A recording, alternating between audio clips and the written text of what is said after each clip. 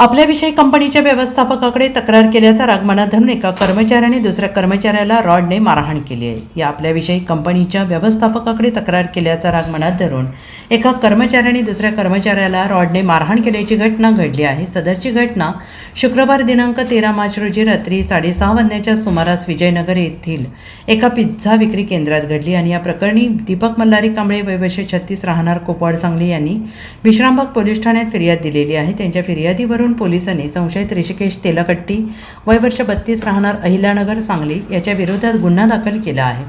याबाबत अधिक माहिती अशी की फिर्यादी दीपक कांबळे आणि संशयित ऋषिकेश तेलकट्टी हे दोघे विजयनगर येथील एका पिझ्झा विक्री केंद्रात कर्मचारी म्हणून कार्यरत आहेत। संशयित तेलकट्टी हा कामाच्या ठिकाणी फिर्यादी दीपक कांबळे याची चेष्टा करत होता। तसेच दीपक याच्याकडे असलेल्या कंपनीच्या दुचाकीतील हवा सोडणे, पेट्रोल काढणे आदी काम करत होता। याबाबत दीपक यांनी कंपनीच्या व्यवस्थापकाकडे तक्रार केली आणि याचा राग तेलकट्टी यास होता। शुक्रवारी रात्री पुन्हा त्यांच्यात वाद झाला। यावेळी तेलकट्टी आणि त्याच्या हातातील स्टीलच्या रॉडने दीपक याच्या हातावर आणि डोक्यावर मारून त्यास जखमी केल्याचं फिर्यादीत नमूद आहे। पोलिसांनी संशयित ऋषिकेश तेलकट्टी याच्या विरोधात गुन्हा दाखल केला आहे। Bureau report SBN Marathi Sangli.